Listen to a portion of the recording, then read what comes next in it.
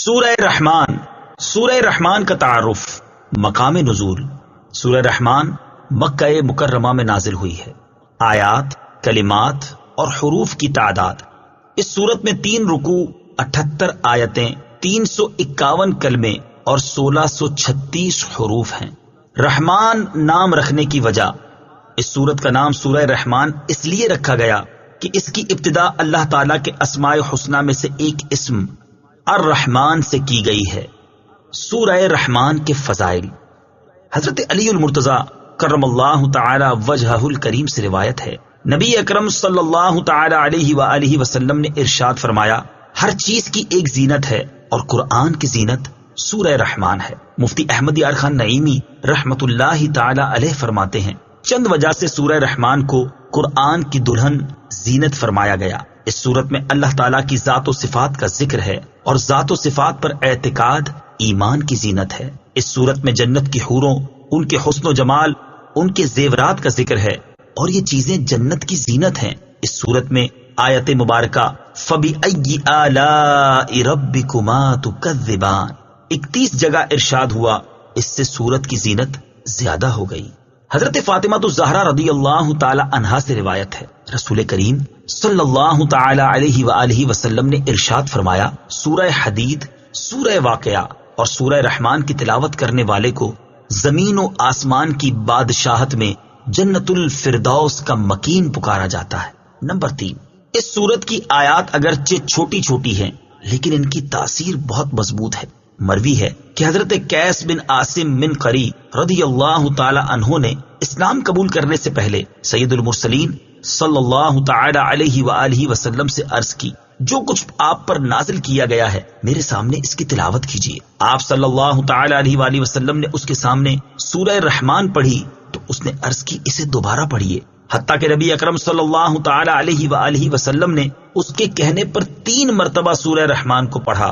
سورہ رحمان سن کر اس نے عرض کی، خدا کی قسم یہ سورت بہت ہی خوبصورت ہے، اس میں بہت حلاوت ہے. اس کا نیچے والا حصہ سرسبز ہے اور اوپر والا حصہ پھلدار ہے، اور یہ کسی انسان کا کلام ہی نہیں، اور میں گواہی دیتا ہوں کہ اللہ تعالیٰ کے سوا اور کوئی معبود نہیں، اور بے شک آپ اللہ تعالیٰ کے رسول ہیں. سورہ رحمان کے مضامین. اس سورت کا مرکزی مضمون یہ ہے کہ اس میں اللہ تعالیٰ کی وحدانیت اور قدرت، نبی اکرم صلی اللہ تعالی علیہ وسلم کی نبوت اور قرآن مجید کے اللہ تعالیٰ کے وحی ہونے پر دلائل بیان کیے گئے ہیں. نیز اس میں یہ مضامین بیان کیے گئے ہیں. نمبر 1، اس سورت کی ابتدا میں اللہ تعالیٰ نے اپنی عظیم نعمتوں جیسے قرآن پاک کو نازل کرنے، تاجدار رسالت صلی اللہ تعالی علیہ وآلہ وسلم کو اس کی تعلیم دینے، آپ صلی اللہ تعالی علیہ وسلم کو دنیا و آخرت کی تمام چیزوں کی تعلیم دینے کا ذکر فرمایا. نمبر 2، اس کے بعد سورج، چاند، زمین پر اگی ہوئی بیلوں، درختوں، آسمانوں، زمینوں، باغات میں پھلوں اور کھیتوں میں فصلوں کا ذکر فرمایا. نمبر 3، حضرت آدم علیہ الصلوۃ والسلام اور ابلیس کی پیدائش، میٹھے اور کھاری سمندروں اور ان سے موتیوں کے نکلنے کو بیان فرمایا گیا. نمبر 4، اس جہاں کے فنا ہونے اور صرف اللہ تعالیٰ کی ذات کے باقی رہنے اور تمام مخلوق کے اللہ تعالیٰ کا محتاج ہونے کا ذکر فرمایا گیا. نمبر 5، اس سورت کے آخر میں قیامت، جنت کی نعمتوں اور جہنم کی سختیوں اور ہولناکیوں وغیرہ کا ذکر ہے. سورہ قمر کے ساتھ مناسبت. سورہ رحمان کی اپنے سے ماں قبل سورت قمر کے ساتھ مناسبت یہ ہے کہ سورہ قمر میں قیامت، جہنم کی ہولناکیوں، مجرموں کا عذاب، متقی مسلمانوں کا ثواب اور جنت کے اوصاف اجمالی طور پر بیان کیے گئے، اور سورہ رحمان میں یہ چیزیں تفصیل کے ساتھ بیان کی گئی ہیں. بسم اللہ الرحمن الرحیم. ترجمہ: اللہ کے نام سے شروع جو نہایت مہربان رحمت والا ہے. الرحمن علم القرآن. ترجمہ: رحمان نے قرآن سکھایا. الرحمن، رحمان. تفسیر صراط الجنان میں ہے، اس آیت کی شان نزول کے بارے میں ایک قول یہ ہے کہ جب سورہ فرقان کی آیت نمبر 60 نازل ہوئی جس میں رحمان کو سجدہ کرنے کا حکم دیا گیا تو کفار مکہ نے کہا کہ رحمان کیا ہے، ہم نہیں جانتے. اس پر اللہ تعالیٰ نے سورہ الرحمان نازل فرمائی کہ رحمان جس کا تم انکار کرتے ہو وہی ہے جس نے قرآن نازل فرمایا، اور ایک قول یہ ہے کہ اہل مکہ نے جب کہا کہ محمد مصطفیٰ صلی اللہ تعالی علیہ وآلہ وسلم کو کوئی بشر سکھاتا ہے تو یہ آیت نازل ہوئی، اور اللہ تبارک و تعالی نے فرمایا کہ رحمان نے قرآن اپنے حبیب محمد مصطفیٰ صلی اللہ تعالی علیہ وآلہ وسلم کو سکھایا۔ سورہ رحمان کی آیت نمبر 1 اور 2 سے حاصل ہونے والی معلومات۔ اس معنی کے اعتبار سے ان آیات سے 5 باتیں معلوم ہوئی۔ نمبر 1، قرآن پاک اللہ تعالیٰ کی بہت بڑی نعمت ہے، اسی لیے سب سے پہلے اس کا ذکر فرمایا۔ نمبر 2، حضور اقدس صلی اللہ تعالی علیہ وآلہ وسلم کے پاس قرآن پاک بظاہر حضرت جبریل علیہ الصلوۃ والسلام کے واسطے سے آیا، لیکن در حقیقت اللہ تعالیٰ نے اپنے حبیب صلی اللہ تعالی علیہ وآلہ وسلم کو قرآن سکھایا۔ نمبر 3، مخلوق میں سے حضور پرنور صلی اللہ تعالی علیہ وآلہ وسلم کا کوئی استاد نہیں، بلکہ آپ کا علم مخلوق کے واسطے کے بغیر اللہ تعالیٰ کی عطا سے ہے۔ نمبر 4، حضور اقدس صلی اللہ تعالی علیہ وآلہ وسلم کو قرآن پاک کے متشابہات کا علم بھی دیا گیا ہے، کیونکہ جب اللہ تعالیٰ نے سارا قرآن اپنے حبیب کو سکھا دیا تو اس میں متشابہات کا علم بھی آ گیا کہ یہ بھی قرآن پاک کا حصہ ہی ہیں۔ نمبر 5، اللہ تعالیٰ نے حضرت آدم علیہ نبینا علیہ الصلوۃ والسلام کو تمام اشیاء کے نام سکھائے، جیسا کہ ارشاد باری تعالی ہے، وَعَلَّمَ آدَمَ الْأَسْمَاءَ كُلَّهَا۔ ترجمہ، اور اللہ تعالیٰ نے آدم کو تمام اشیاء کے نام سکھا دیے۔ حضرت داؤد علیہ نبینا علیہ الصلوۃ والسلام کو زرہ بنانا سکھائی، چنانچہ ارشاد فرمایا، وَعَلَّمْنَاهُ صَنْعَةَ لَبُوسٍ لَكُمْ۔ ترجمہ، اور ہم نے تمہارے فائدے کے لیے اسے جنگی لباس کی صنعت سکھا دی۔ حضرت سلیمان علیہ نبینا علیہ الصلوۃ والسلام کو پرندوں کی زبان سکھائی، جیسا کہ حضرت سلیمان علیہ الصلوۃ والسلام نے اس کا اظہار کرتے ہوئے فرمایا، یا ایھا الناس علمنا منطق الطیر۔ ترجمہ، اے لوگو، ہمیں پرندوں کی بولی سکھائی گئی ہے۔ حضرت عیسیٰ علیہ الصلوۃ والسلام کو طب، تورات اور انجیل کا علم عطا فرمایا، ارشاد باری تعالی ہے، وَيُعَلِّمُهُ الْكِتَابَ وَالْحِكْمَةَ وَالتَّوْرَاةَ وَالْإِنجِيلَ۔ ترجمہ، اور اللہ اسے کتاب اور حکمت اور توریت اور انجیل سکھائے گا۔ حضرت خضر علیہ الصلوۃ والسلام کو علم لدنی عطا فرمایا، چنانچہ ارشاد فرمایا، وَعَلَّمْنَاهُ مِن لَّدُنَّا عِلْمًا۔ ترجمہ، اور اسے اپنا علم لدنی عطا فرمایا، اور اپنے حبیب صلی اللہ تعالی علیہ وآلہ وسلم کو جو کچھ سکھایا اس کے بارے میں ارشاد فرمایا کہ الرحمن علم القرآن۔ ترجمہ، رحمان نے اپنے محبوب کو قرآن سکھایا۔ ایک اور مقام پر ارشاد فرمایا، وَإِنَّكَ لَتُلَقَّى الْقُرْآنَ مِن لَّدُنْ حَكِيمٍ عَلِيمٍ۔ ترجمہ، اور اے محبوب، بے شک آپ کو حکمت والے، علم والے کی طرف سے قرآن سکھایا جاتا ہے۔ اور ایک جگہ واضح طور پر فرما دیا کہ وَعَلَّمَكَ مَا لَمْ تَكُن تَعْلَمُ۔ ترجمہ، اور آپ کو وہ سب کچھ سکھا دیا جو آپ نہ جانتے تھے۔ اس سے معلوم ہوا کہ سید المرسلین صلی اللہ تعالی علیہ وآلہ وسلم کا علم تمام انبیاء کرام بلکہ تمام مخلوق سے زیادہ ہے۔ خلق الانسان علمہ البیان۔ ترجمہ، انسان کو پیدا کیا، اسے بیان سکھایا۔ خلق الانسان، انسان کو پیدا کیا۔ تفسیر صراط الجنان میں ہے، اس آیت اور اس کے بعد والی آیت میں انسان اور بیان کے مصداق کے بارے میں مفسرین کے مختلف قول ہیں۔ ایک قول یہ ہے کہ یہاں انسان سے مراد دو عالم کے سردار محمد مصطفیٰ صلی اللہ تعالی علیہ وآلہ وسلم ہیں، اور بیان سے ما کان و ما یکون، یعنی جو کچھ ہو چکا اور جو کچھ آئندہ ہوگا کا بیان مراد ہے۔ کیونکہ نبی کریم صلی اللہ تعالی علیہ وآلہ وسلم اولین و آخرین اور قیامت کے دن کی خبریں دیتے تھے۔ ایک قول یہ ہے کہ یہاں انسان سے مراد حضرت آدم علیہ الصلوۃ والسلام ہیں، اور بیان سے مراد تمام چیزوں کے اسماء اور تمام زبانوں کا بیان مراد ہے۔ اور ایک قول یہ ہے کہ یہاں انسان سے اس کی جنس یعنی حضرت آدم علیہ الصلوۃ والسلام اور ان کی تمام اولاد مراد ہے، اور بیان سے مراد گفتگو کی صلاحیت ہے جس کی وجہ سے انسان دیگر حیوانوں سے ممتاز ہوتا ہے۔ الشمس والقمر بحسبان۔ ترجمہ: سورج اور چاند حساب سے ہیں۔ الشمس والقمر بحسبان، سورج اور چاند حساب سے ہیں۔ تفسیر صراط الجنان میں ہے، اس آیت میں اللہ تعالیٰ نے آسمانی نعمتوں میں دو ایسی نعمتیں بیان فرمائیں جو ظاہری طور پر نظر آتی ہیں، اور وہ نعمتیں سورج اور چاند ہیں۔ ان نعمتوں کی اہمیت کا اندازہ اس بات سے لگایا جا سکتا ہے کہ اگر سورج نہ ہوتا تو اندھیرا کبھی ختم ہی نہ ہوتا، اور اگر چاند نہ ہوتا تو بہت ساری ظاہری نعمتیں ختم ہو کر رہ جاتی۔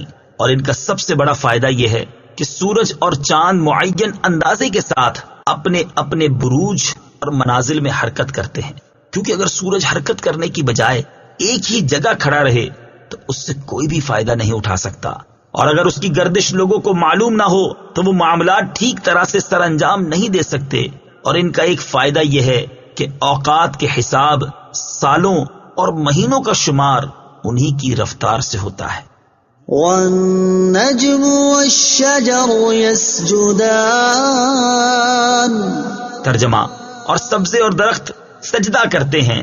والنجم والشجر يسجدان، اور سبزے اور درخت سجدہ کرتے ہیں۔ تفسیر صراط الجنان میں ہے، یہاں نجم سے مراد زمین سے پیدا ہونے والی وہ نباتات ہیں جو تنا نہیں رکھتی، جیسے سبزہ اور انگور کی بیل وغیرہ، اور شجر سے مراد وہ نباتات ہیں جو تنا رکھتی ہیں، جیسے گندم، جو اور درخت وغیرہ۔ اور ان کے سجدہ کرنے سے مراد یہ ہے کہ ان کے سائے سجدہ کرتے ہیں۔ اس کی تائید اس آیت سے بھی ہوتی ہے۔ أَوَلَمْ يَرَوْا إِلَى مَا خَلَقَ اللَّهُ مِن شَيْءٍ يَتَفَيَّأُ ظِلَالُهُ عَنِ الْيَمِينِ وَالشَّمَائِلِ سُجَّدًا لِلَّهِ وَهُمْ دَاخِرُونَ۔ ترجمہ: اور کیا انہوں نے اس طرف نہ دیکھا کہ اللہ نے جو چیز بھی پیدا فرمائی ہے اس کے سائے اللہ کو سجدہ کرتے ہوئے دائیں اور بائیں جھکتے ہیں، اور وہ سائے عاجزی کر رہے ہیں۔ اور بعض مفسرین نے فرمایا کہ سجدہ کرنے سے مراد یہ ہے کہ وہ اللہ تعالیٰ کے حکم کے فرما بردار ہیں۔ سبزے اور درختوں کی اہمیت۔ یاد رہے کہ سبزے اور درخت زمین پر اللہ تعالیٰ کی بہت بڑی نعمتیں ہیں، اور ان نعمتوں کی اہمیت کا کچھ اندازہ یوں لگا سکتے ہیں کہ اگر یہ نہ ہو تو انسان رزق کے وافر حصے سے محروم ہو جائے گا، اور جانوروں کا گوشت کھانے کو ترس جائے گا، کیونکہ جانوروں کی نشو و نما انہی سے ہوتی ہے۔ اور جب یہ سبزے نہ ہوں گے تو جانور کیسے پلے بڑھیں گے، اور جب جانور پلے بڑھیں گے نہیں تو انسان ان کا گوشت کہاں سے حاصل کریں گے۔ وَالسَّمَاءَ رَفَعَهَا وَوَضَعَ الْمِيزَانَ أَلَّا تَطْغَوْا فِي الْمِيزَانِ۔ ترجمہ: اور آسمان کو اللہ نے بلند کیا اور ترازو رکھی کہ ترازو میں نا انصافی نہ کرو۔ وَالسَّمَاءَ رَفَعَهَا، اور آسمان کو اللہ نے بلند کیا۔ تفسیر صراط الجنان میں ہے، اللہ تعالیٰ نے آسمان کو محل اور رتبے کے اعتبار سے بلند پیدا فرمایا ہے۔ محل کے اعتبار سے بلندی تو ظاہر ہے کہ آسمان زمین سے اونچا ہے، جبکہ رتبے کے اعتبار سے آسمان کی بلندی یہ ہے کہ وہ فرشتوں کا مسکن ہے، اور یہی سے اللہ تعالیٰ کے احکام صادر ہوتے ہیں۔ وَوَضَعَ الْمِيزَانَ، اور ترازو رکھی۔ تفسیر صراط الجنان میں ہے، ایک قول یہ ہے کہ یہاں میزان سے مراد عدل کرنا ہے۔ اس صورت میں آیت کا معنی یہ ہے کہ اللہ تعالیٰ نے مخلوق کے درمیان تمام معاملات میں عدل کرنے کا حکم دیا ہے۔ اور ایک قول یہ ہے کہ میزان سے مراد وہ تمام آلات ہیں جن سے اشیاء کا وزن کیا جائے اور ان کی مقداریں معلوم ہو سکیں، جیسے ترازو، اشیاء ناپنے کے آلات اور پیمانے وغیرہ۔ اس صورت میں آیت کے اس حصے اور اس کے بعد والی آیت کا معنی یہ ہے کہ اللہ تعالیٰ نے زمین پر اشیاء ناپنے اور تولنے کے آلات پیدا فرمائے اور اپنے بندوں پر لین دین کے معاملات میں عدل قائم رکھنے اور برابری کرنے کے احکام نافذ فرمائے، تاکہ وہ ناپ تول میں نا انصافی نہ کریں اور کسی کی حق تلفی نہ ہو۔ ناپنے تولنے کے آلات کی اہمیت، اللہ تعالیٰ کی جس نعمت کا بیان اس آیت میں ہوا، اس کی اہمیت کا اندازہ اس بات سے بآسانی لگایا جا سکتا ہے کہ لوگ اپنے ساتھ غبن اور دھوکہ دہی پسند نہیں کرتے، اور نہ ہی کوئی اس بات پر راضی ہوتا ہے کہ دوسرا شخص کسی چیز میں اس پر غالب آ جائے، چاہے وہ چیز معمولی سی ہی کیوں نہ ہو۔ لہٰذا اگر ناپ تول کے معاملات میں عدل و انصاف اور برابری نہ ہو تو معاشرے میں جو جھگڑے اور فسادات برپا ہوں گے اور آپس میں جو بغض و عناد پیدا ہوگا وہ کسی عقل مند سے ڈھکا چھپا نہیں۔ حضرت قتادہ رضی اللہ تعالی عنہ اسی آیت کی تفسیر میں فرماتے ہیں، اے انسان، تو دوسروں کے ساتھ اسی طرح انصاف کر جس طرح تجھے پسند ہے کہ تیرے ساتھ انصاف کیا جائے، اور تو دوسروں کو اسی طرح پورا پورا ناپ تول کر دے جیسے تجھے پورا پورا ناپ تول کر لینا پسند ہے، کیونکہ عدل و انصاف ہی سے لوگوں کے حالات درست رہ سکتے ہیں۔ وَأَقِيمُوا الْوَزْنَ بِالْقِسْطِ وَلَا تُخْسِرُوا الْمِيزَانَ۔ ترجمہ، اور انصاف کے ساتھ تول قائم کرو اور وزن نہ گھٹاؤ۔ وَأَقِيمُوا الْوَزْنَ بِالْقِسْطِ، اور انصاف کے ساتھ تول قائم کرو۔ تفسیر صراط الجنان میں ہے، یعنی جب تم لوگوں کے لیے کوئی چیز ناپو یا تولو تو انصاف کے ساتھ ناپ تول کرو اور اس چیز کا وزن کم نہ کرو۔ ناپ تول میں انصاف کرنے کا حکم دیا گیا۔ ناپ تول میں انصاف کرنے کا حکم دیتے ہوئے ایک اور مقام پر اللہ تعالیٰ ارشاد فرماتا ہے، وَأَوْفُوا الْكَيْلَ إِذَا كِلْتُمْ وَزِنُوا بِالْقِسْطَاسِ الْمُسْتَقِيمِ ذَلِكَ خَيْرٌ وَأَحْسَنُ تَأْوِيلًا۔ ترجمہ، اور جب ماپ کرو تو پورا ماپ کرو اور بالکل صحیح ترازو سے وزن کرو، یہ بہتر ہے اور انجام کے اعتبار سے اچھا ہے۔ اور ارشاد فرماتا ہے، أَوْفُوا الْكَيْلَ وَلَا تَكُونُوا مِنَ الْمُخْسِرِينَ وَزِنُوا بِالْقِسْطَاسِ الْمُسْتَقِيمِ وَلَا تَبْخَسُوا النَّاسَ أَشْيَاءَهُمْ وَلَا تَعْثَوْا فِي الْأَرْضِ مُفْسِدِينَ۔ ترجمہ، اے لوگو، ناپ پورا کرو اور ناپ تول کو گھٹانے والوں میں سے نہ ہو جاؤ، اور بالکل درست ترازو سے تولو، اور لوگوں کو ان کی چیزیں کم کر کے نہ دو، اور زمین میں فساد پھیلاتے نہ پھرو۔ اور کم ناپنے تولنے والوں کے بارے میں ارشاد فرماتا ہے، وَيْلٌ لِّلْمُطَفِّفِينَ الَّذِينَ إِذَا اكْتَالُوا عَلَى النَّاسِ يَسْتَوْفُونَ وَإِذَا كَالُوهُمْ أَو وَّزَنُوهُمْ يُخْسِرُونَ أَلَا يَظُنُّ أُولَئِكَ أَنَّهُمْ مَبْعُوثُونَ لِيَوْمٍ عَظِيمٍ يَوْمَ يَقُومُ النَّاسُ لِرَبِّ الْعَالَمِينَ۔ ترجمہ، کم تولنے والوں کے لیے خرابی ہے وہ لوگ کہ جب دوسرے لوگوں سے ناپ لیں تو پورا وصول کریں، اور جب انہیں ناپ یا تول کر دیں تو کم کر دیں۔ کیا یہ لوگ یقین نہیں رکھتے کہ انہیں اٹھایا جائے گا ایک عظمت والے دن کے لیے جس دن سب لوگ رب العالمین کے حضور کھڑے ہوں گے۔ حضرت عبداللہ ابن عمر رضی اللہ تعالیٰ عنہما فرماتے ہیں، رسول کریم صلی اللہ تعالی علیہ وآلہ وسلم نے ہماری طرف توجہ فرمائی اور ارشاد فرمایا، اے مہاجرین، جب تم 5 باتوں میں مبتلا کر دیے جاؤ، اور میں خدا سے پناہ مانگتا ہوں کہ تم ان باتوں کو پاؤ۔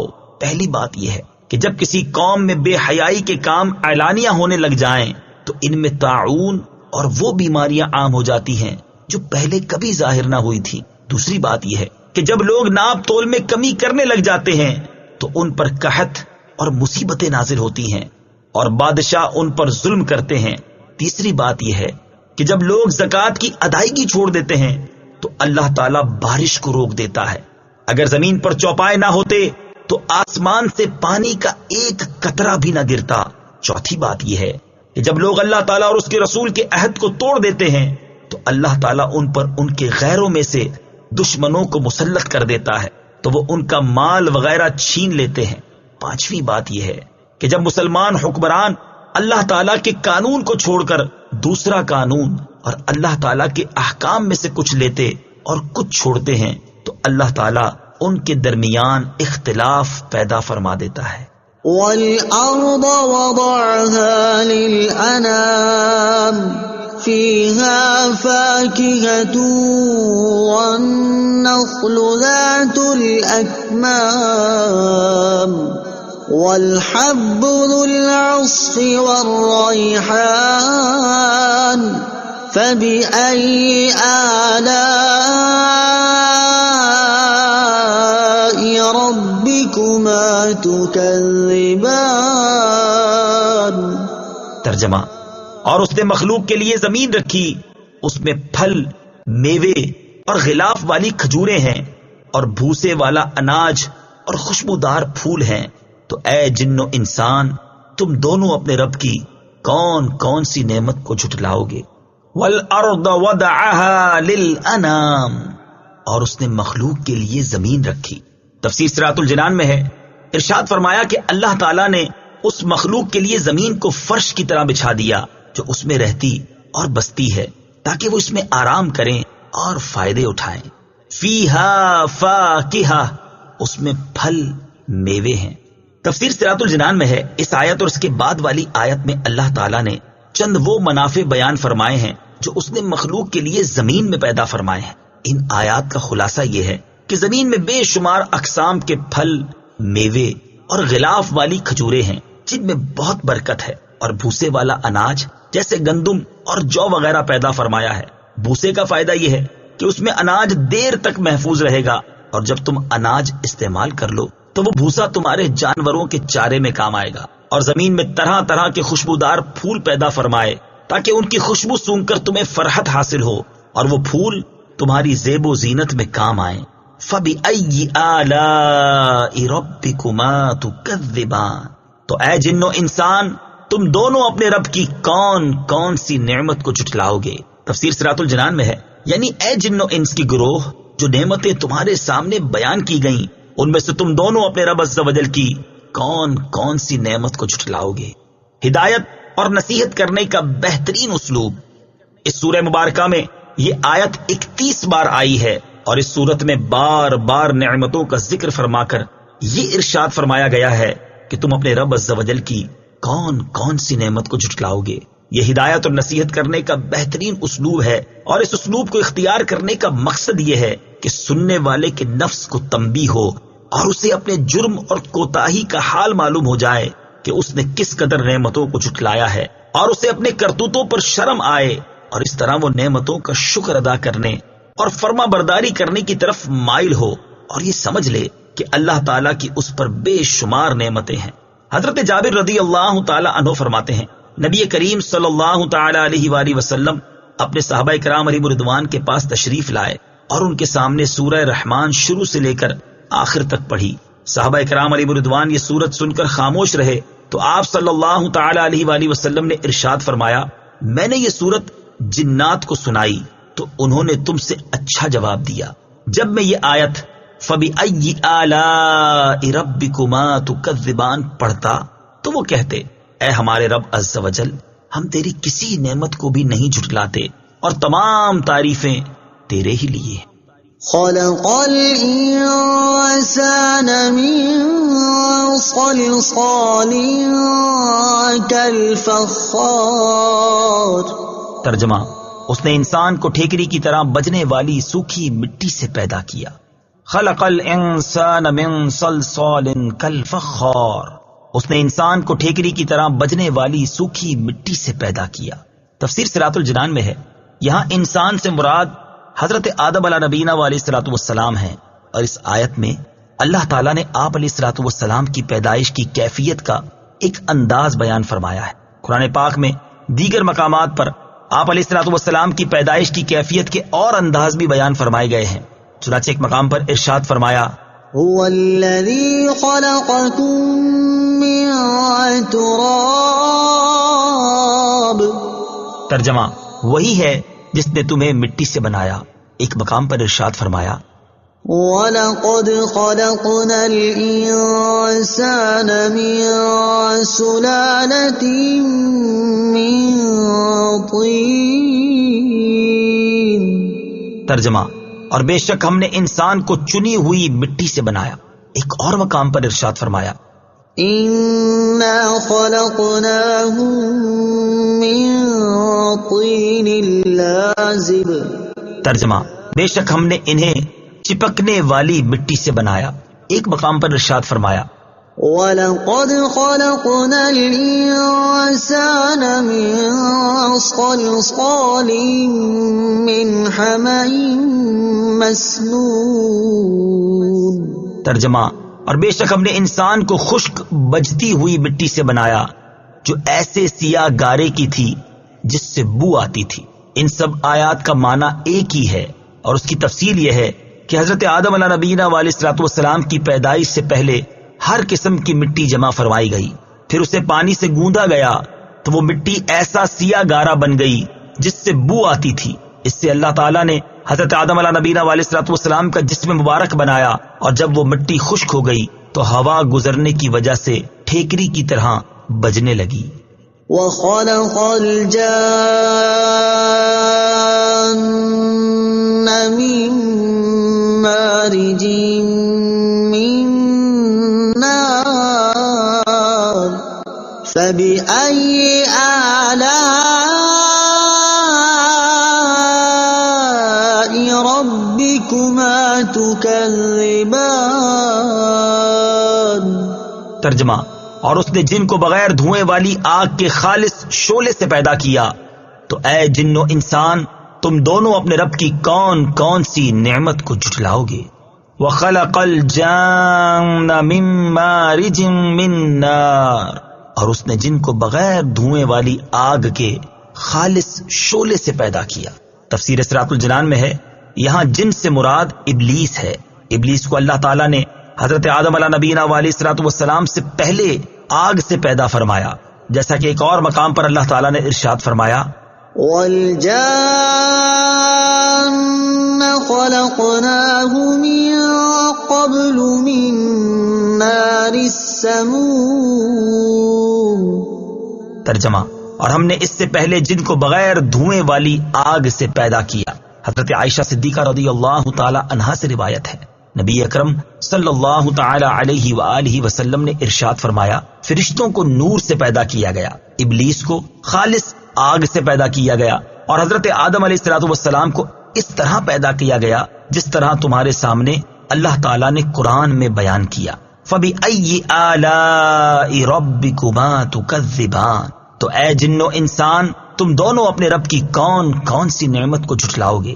تفسیر صراط الجنان میں ہے، یعنی اے جن و انسان کے گروہ، تمہاری تخلیق کی مختلف حیتوں میں اللہ تعالیٰ نے تم پر جو نعمتیں فرمائی، حتیٰ کہ تمہیں مرکبات میں سے افضل اور کائنات کا خلاصہ بنا دیا، ان میں سے تم دونوں اپنے رب عز و جل کی کون کون سی نعمت کو جھٹلاؤ گے۔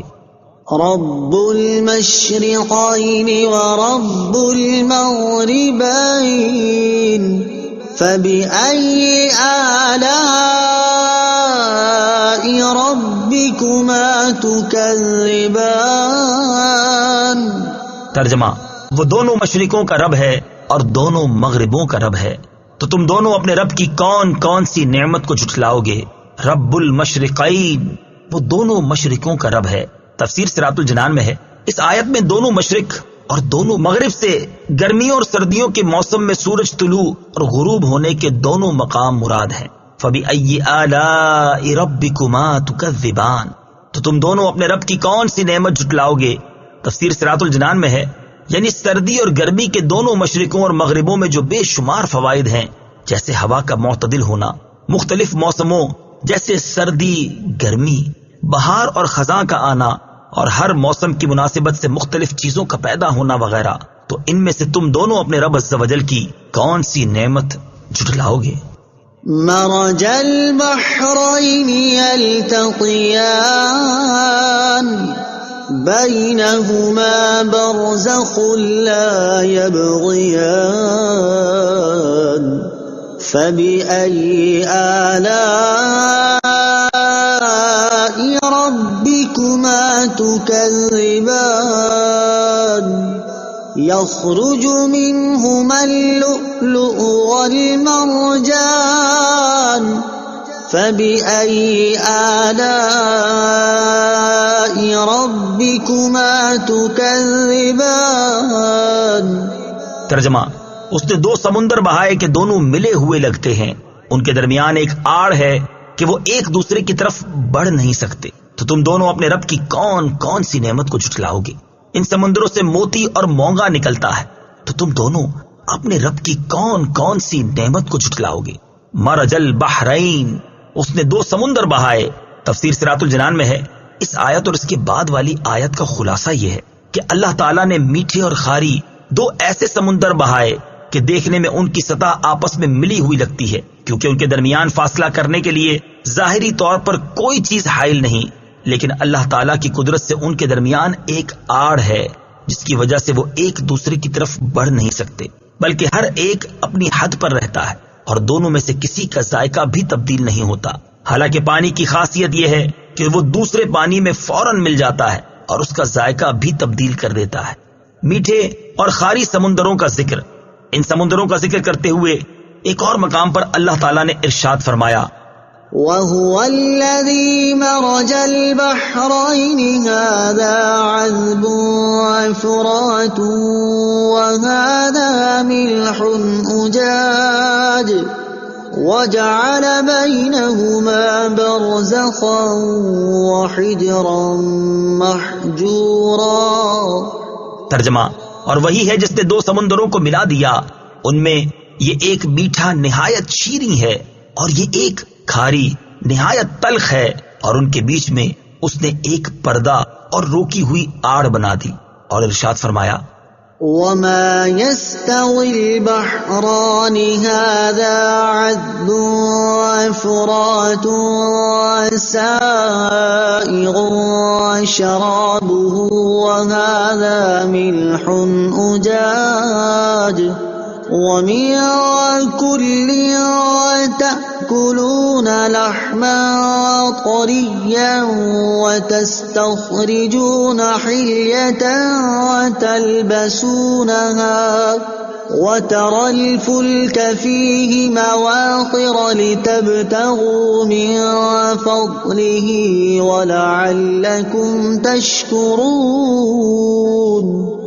ترجمہ: اور دونوں سمندر برابر نہیں، ان میں سے ایک یہ میٹھا خوب میٹھا ہے، اس کا پانی خوشگوار ہے، اور یہ دوسرا نمکین بہت کڑوا ہے، اور ان دونوں سمندروں میں سے ہر ایک سے تم مچھلی کا تازہ گوشت کھاتے ہو، اور وہ زیور یعنی قیمتی موتی نکالتے ہو جسے تم پہنتے ہو، اور تو کشتیوں کو اس میں پانی کو چیرتے ہوئے دیکھے گا تاکہ تم اس کا فضل تلاش کرو اور تاکہ تم شکر ادا کرو۔ فَبِأَيِّ آلَاءِ رَبِّكُمَا تُكَذِّبَانِ، تو تم دونوں اپنے رب کی کون کون سی نعمت کو جھٹلاؤ گے؟ تفسیر صراط الجنان میں ہے، یعنی اے جن و انسان کے گروہ، اللہ تعالیٰ نے میٹھے اور کھاری دو سمندر بہا کر اور ان میں تمہارے پہننے کا زیور رکھ کر تم پر جو انعام کیا، تم ان نعمتوں میں سے اپنے رب عز و جل کی کون کون سی نعمت کو جھٹلاؤ گے؟ فَبِأَيِّ آلَاءِ رَبِّكُمَا تُكَذِّبَانِ، تو تم دونوں اپنے رب کی کون کون سی نعمت کو جھٹلاؤ گے؟ تفسیر صراط الجنان میں ہے، یعنی اے جن و انسان کے گروہ، اللہ تعالیٰ نے تمہارے لیے ان سمندروں میں منافع پیدا فرما کر تم پر جو انعام کیا، تم ان نعمتوں میں سے اپنے رب عز و جل کی کون کون سی نعمت کو جھٹلاؤ گے؟ وَلَهُ الْجَوَارِ الْمُنشَآتُ فِي الْبَحْرِ كَالْأَعْلَامِ فَبِأَيِّ آلَاءِ رَبِّكُمَا تُكَذِّبَانِ۔ ترجمہ: اور دریا میں پہاڑوں جیسی اٹھی ہوئی کشتیاں اسی کی ہیں، تو تم دونوں اپنے رب کی کون کون سی نعمت کو جھٹلاؤ گے؟ وَلَهُ الْجَوَارِ الْمُنشَآتُ فِي الْبَحْرِ كَالْأَعْلَامِ، اور دریا میں پہاڑوں جیسی اٹھی ہوئی کشتیاں اسی کی ہیں۔ تفسیر صراط الجنان میں ہے یعنی جن چیزوں سے وہ کشتیاں بنائی گئیں وہ بھی اللہ تعالیٰ نے پیدا کی، اور ان کو ترکیب دینے اور کشتی بنانے اور کاریگری کرنے کی عقل بھی اللہ تعالیٰ نے پیدا کی، اور دریاؤں میں ان کشتیوں کا چلنا اور تیرنا یہ سب اللہ تعالیٰ کی قدرت سے ہے۔ فَبِأَيِّ آلَاءِ رَبِّكُمَا تُكَذِّبَانِ، تو تم دونوں اپنے رب کی کون کون سی نعمت کو جھٹلاؤ گے۔ تفسیر صراط الجنان میں ہے یعنی اے جن اور انسان کے گروہ، اللہ تعالیٰ نے تمہارے فائدے کے لیے سمندر میں پہاڑوں کی مانند بڑی بڑی کشتیاں جاری فرما کر تم پر جو انعام فرمایا، تم ان نعمتوں میں سے اپنے رب عز و جل کی کون کون سی نعمت کو جھٹلاؤ گے؟ كل من عليها فان ويبقى وجه ربك ذو الجلال والإكرام فبأي آلاء ربكما تكذبان۔ ترجمہ، زمین پر جتنی مخلوق ہے سب فنا ہونے والی ہے، اور تمہارے رب کی عظمت اور بزرگی والی ذات باقی رہے گی، تو تم دونوں اپنے رب کی کون کون سی نعمت کو جھٹلاؤ گے؟ کل من علیہا فان، زمین پر جتنی مخلوق ہے سب فنا ہونے والی ہے۔ تفسیر صراط الجنان میں ہے یعنی زمین پر جتنے جاندار ہیں سب ہلاک ہونے والے ہیں، کیونکہ دنیا میں انسان اور دیگر جانداروں کا وجود عارضی ہے، لہذا وہ باقی نہیں رہے گا، اور جو چیز باقی نہ رہے وہ فانی ہوتی ہے۔ ہر جاندار کو ایک دن دنیا سے رخصت ضرور ہونا ہے۔ تفسیر روح البیان میں ہے کہ جب یہ آیت نازل ہوئی تو فرشتوں نے کہا کہ انسان ہلاک ہو گئے، اور جب یہ آیت کل نفس ذائقۃ الموت نازل ہوئی تو فرشتوں کو اپنی موت کا بھی یقین ہو گیا۔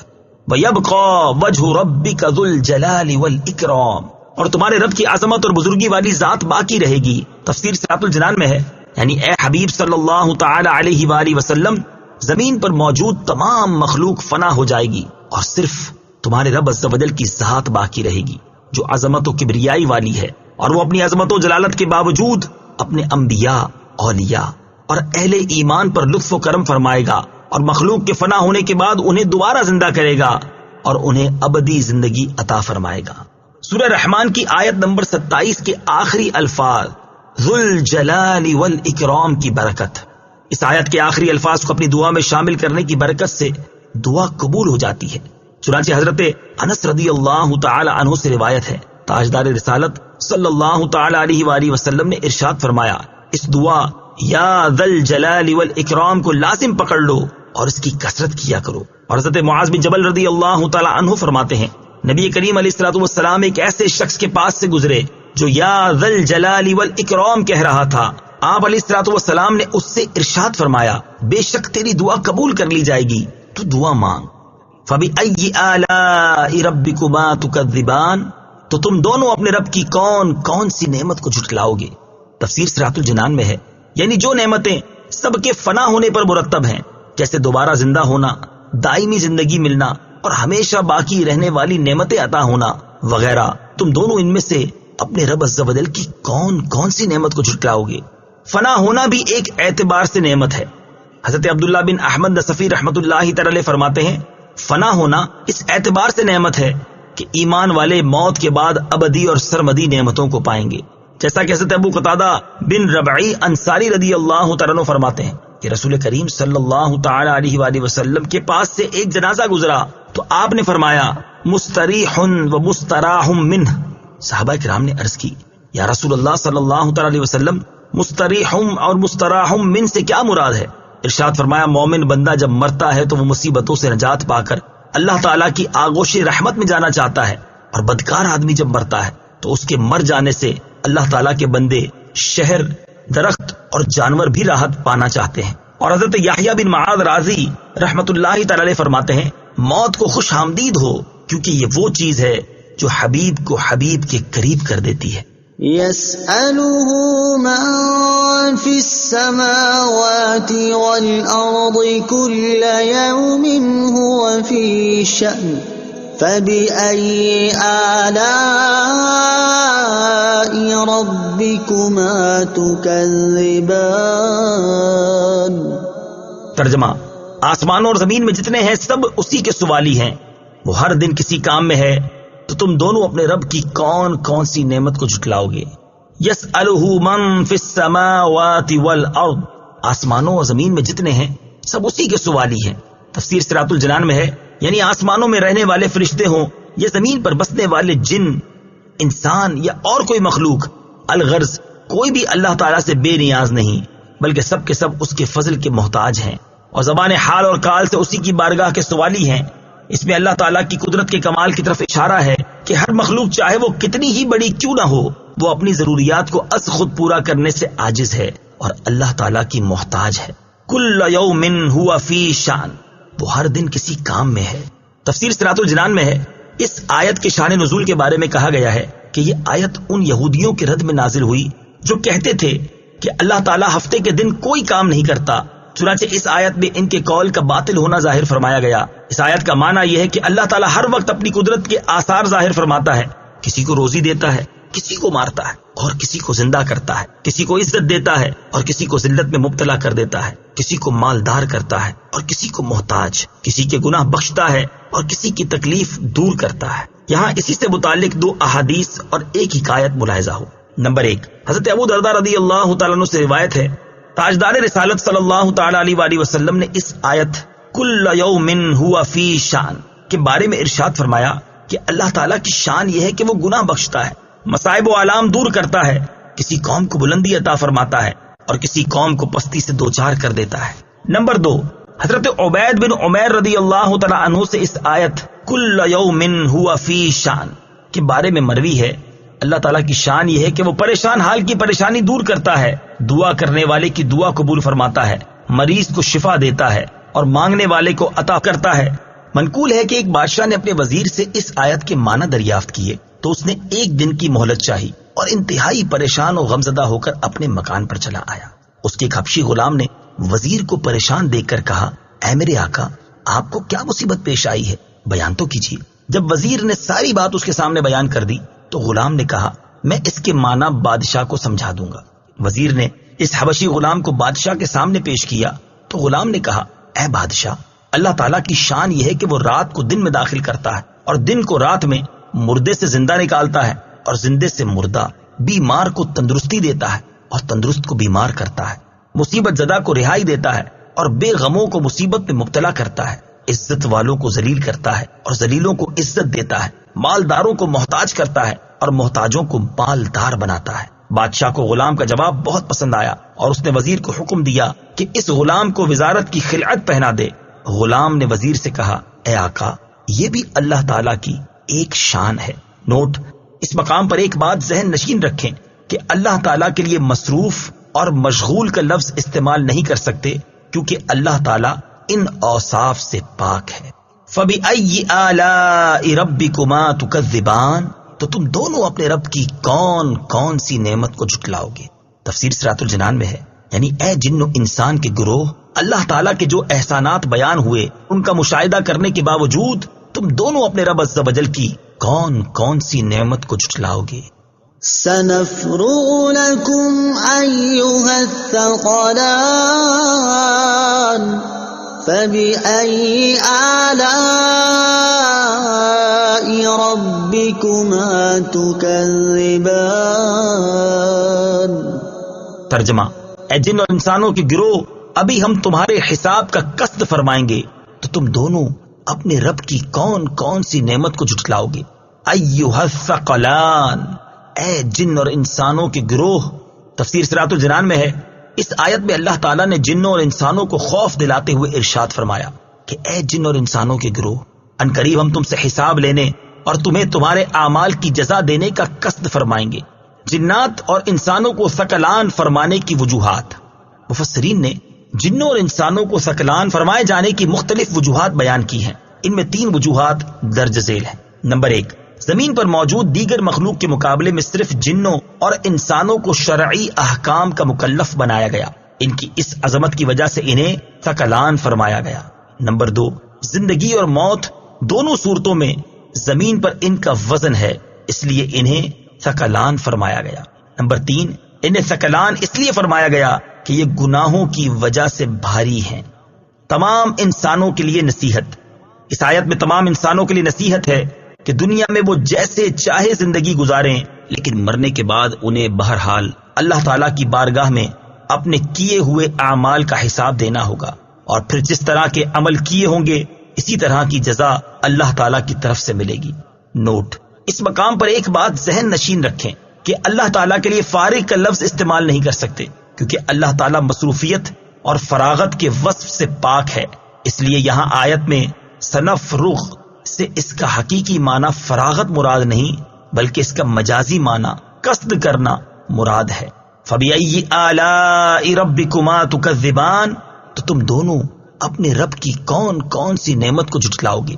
تفسیر صراط الجنان میں ہے، یعنی اے جن اور انسان کے گروہ، اللہ تعالیٰ کا دیگر نعمتیں عطا کرنے کے ساتھ ساتھ قیامت کے دن اعمال کے حساب کے معاملے میں تمہیں تنبیہ کرنا بھی ایک نعمت ہے۔ تو تم دونوں اپنے اقوال اور اعمال کے ذریعے اپنے رب عز و جل کی کون کون سی نعمت کو جھٹلاؤ گے؟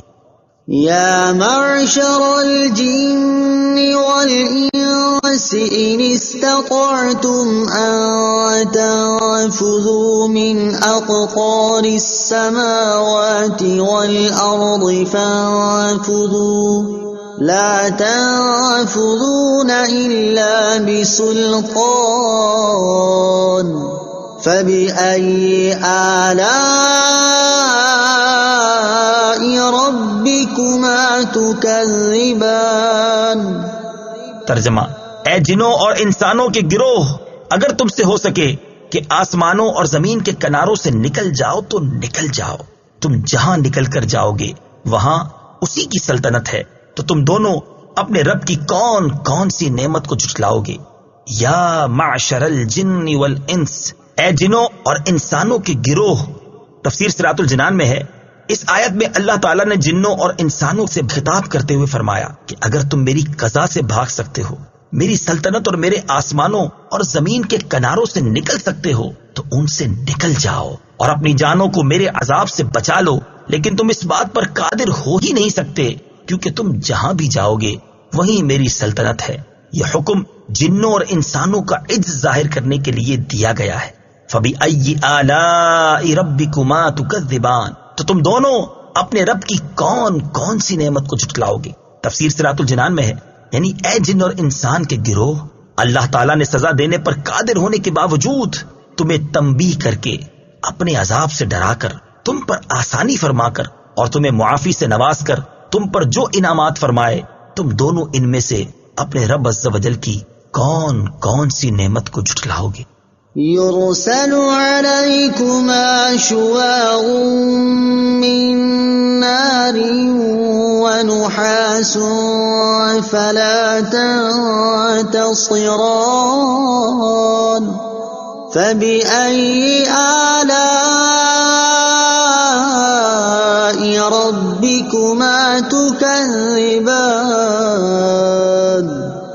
ترجمہ، تم پر بغیر دھوئیں والی آگ کا شعلہ اور بغیر شعلے والا کالا دھواں بھیجا جائے گا تو تم ایک دوسرے کی مدد نہ کر سکو گے، تو تم دونوں اپنے رب کی کون کون سی نعمت کو جھٹلاؤ گے؟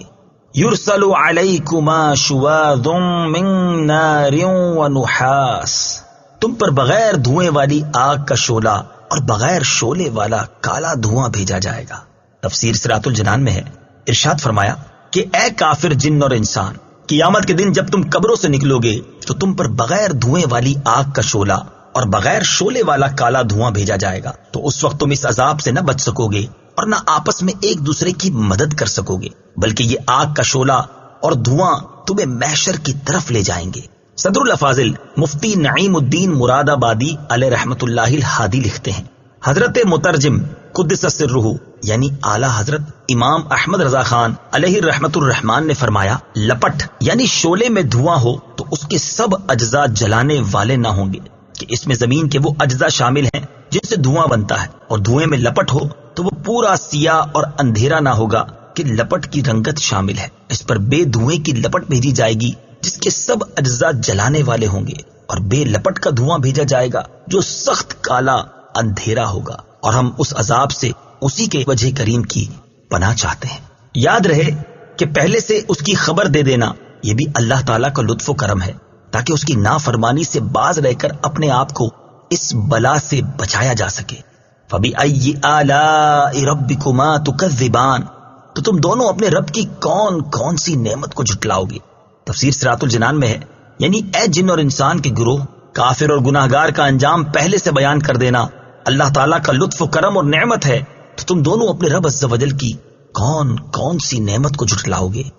فَإِذَا انشَقَّتِ السَّمَاءُ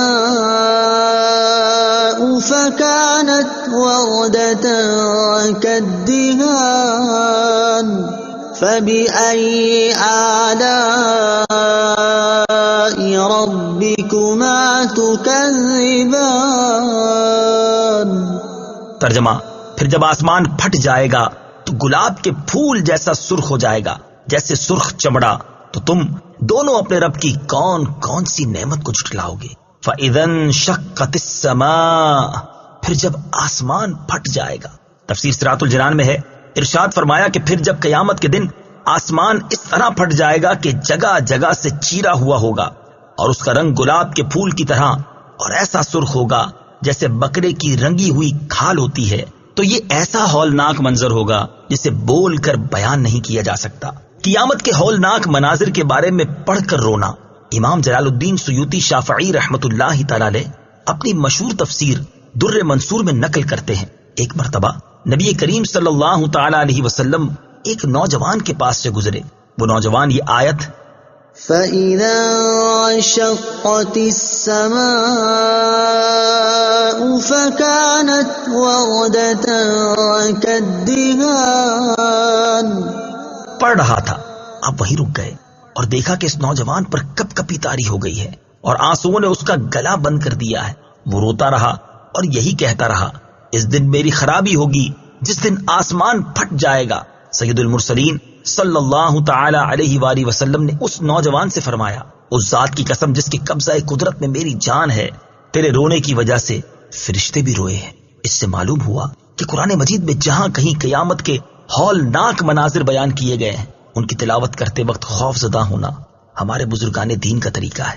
لہٰذا ہمیں بھی چاہیے کہ ایسے مقامات کی تلاوت کرتے وقت دل میں خوف پیدا کرنے اور آنسو بہانے کی کوشش کرنی، اور اللہ تعالیٰ سے یہ دعا مانگنی چاہیے کہ وہ ہمیں قیامت کی ہولناکیوں اور شدتوں میں امن و سکون نصیب فرمائے، آمین۔